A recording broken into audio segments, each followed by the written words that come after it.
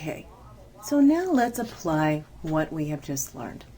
Let's look at some examples. Molecular geometry, linear. This occurs when electron groups around the central atom are 2, and they are both bonding with no lone pairs. This is always going to result in a linear geometry with a 180-degree angle between the two bond groups because they're both bonding. If we have trigonal planar, we have 3 electron groups and they are all bonding. None of them are lone pair. So here's an example. This chemical is known as formaldehyde, and we have 3 groups around it. They're all bonding. There's a 120-degree angle between our bonds.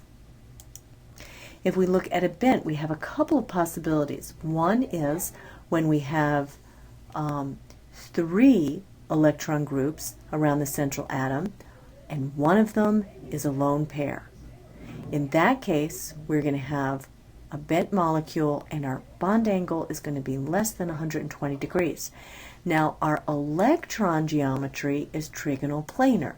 These 3 electron groups are still 120 degrees apart from one another, approximately. But when we're looking at the molecular geometry, we care about where the atoms are. So these are bent because there's a lone pair here repelling these other electron pairs.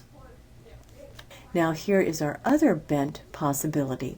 When we have a central atom that has 4 electron groups, 2 are bonding and 2 are lone pairs. In this case, the electron geometry is tetrahedral. All 4 electron groups want to be as far apart as possible, but we end up having a bent molecule because we only have 3 atoms, and the bond angle is going to be slightly less than 109.5. So we have 2 different possibilities for bent. Now continuing looking at molecules with 4 electron groups around them, if we have 4 electron groups and all of them are bonding, no lone pairs, then we have a tetrahedral molecule, and the angle is 109.5 between any 2 bonds. The electron geometry is also tetrahedral. Now, if one of these atoms becomes a lone pair, as in the case of ammonia, where we have a central atom with 4 groups, one of which is a lone pair, the other 3 are bonding, this is going to be a trigonal pyramid for the molecular shape, even though the electron geometry is tetrahedral. The 4 groups want to be as far apart as possible, but the molecular geometry, trigonal pyramid, depends on where atoms actually are. These bond angles are going to be a little bit less than 109.5 because of this lone pair fluffiness. So here's a slide that you may want to take notes on. This has it all written out for you. Electron areas, I don't like this. This should be electron groups. So if you take notes on this, write electron groups here. And then this has the shape of the molecule, the bond angles, and some examples. So we start out with a total of 2 electron groups. Both of them are bonding, no lone pairs, linear. If we have 3 electron groups, all bonding, no lone pair, trigonal planar. 3 electron groups, 2 bonding, 1 lone pair, it's a bent molecule. If we have 4 electron groups, no lone pairs, then it's tetrahedral. If we have 4 electron groups, 3 bonding, and 1 lone pair, then it is a trigonal pyramid, or trigonal pyramidal. And then if we have 4 electron groups, 2 bonding, and 2 lone pairs, then it is bent.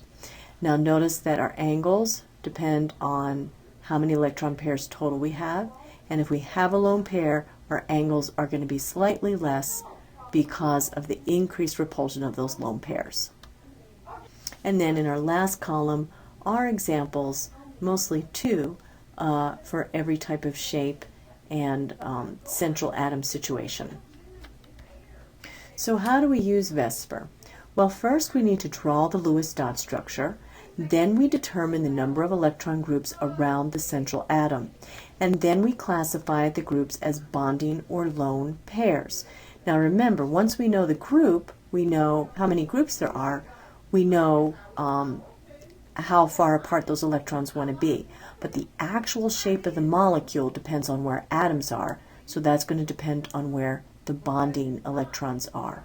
And just remember that multiple bonds count as one group. And then you can use the previous slide to help you determine the shape and the bond angles. So here is a slide that we use to draw out Lewis dot structures, and hopefully you still have these Lewis dot structures in your notes. Pause the slide and see if you can identify the shape around the central atom.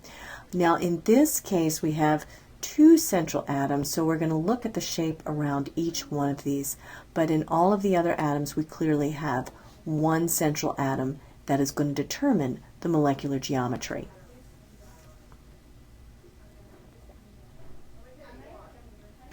So let's look at what the answers are. Here we have our chlorite molecule. Here's our central atom. It has 4 electron groups around it, 2 are bonding and 2 lone pairs. That is always going to be a bent molecule. Remember, when you have 3 atoms, it's either going to be bent or linear, and if it has lone pairs on the central atom, it's going to be bent. Now it's based on a tetrahedral structure, since there are 4 electron pairs around our central atom, so our bond angles are going to be less, or our bond angle is going to be less than 109.5. Let's look at this oxy acid here. We have boron as our central atom. There are 3 bonding electron groups around it, so this is going to be trigonal planar, and our bond angles are going to be 120 degrees, regardless of how we draw our Lewis dot structure. Now let's look at our nitrite polyatomic ion. If we look at our central atom, we have 3 electron groups around it, 2 are bonding, and 1 is lone pair. In that case, this is bent, and our angle is going to be less than 120 degrees, since the 3 groups want to be 120 degrees apart. In this phosphoric acid, our central atom is phosphorus. There are 4 bonding electron groups around it, so this is a tetrahedral shape. Here we have sulfur in our polyatomic ion sulfite.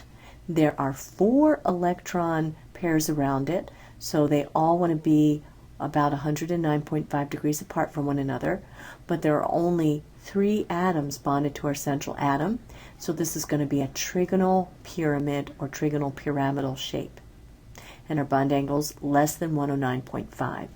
And then if we look at each one of these phosphoruses, they have 3 bonding electron groups and 1 lone pair, so 4 electron groups total. Their angles are going to be less than 109.5 between all the bonds, because this lone pair is pushing them down, and each one will have a trigonal pyramidal geometry. So if you got this right, give yourself a pat on the back. These were no joke, and you're doing great if you got that. Now let's look at drawing our molecules. When we write our Lewis dot structures, we are just looking to put our electrons in such a way that the octet rule is fulfilled, or our atoms are happy, as in the case of hydrogen or boron. If we're actually sketching a molecule, we want to somehow indicate its 3-dimensional quality. And the way that we do this by convention is we used a filled wedge to indicate that a bonded atom is coming out of the paper toward us, and a dashed wedge indicates that the atom is going behind the paper away from us. So here we have a Lewis dot structure. These are all 90 degrees apart from one another in this 2-dimensional paper, but we know 4 electron pairs are going to be 109.5 degrees apart from one another. So here's the molecular model of this molecule, carbon tetrafluoride, and this is how we would draw it. Here's our carbon, our central atom. We have 1 fluorine going up. We have 1 fluorine in the same plane as this one, and then we have 1 atom coming toward us and 1 atom going away from us. So if it's in the plane of the paper, we're just going to draw a regular line, and then this is coming toward us, behind us, and these bond angles are all going to be 109.5.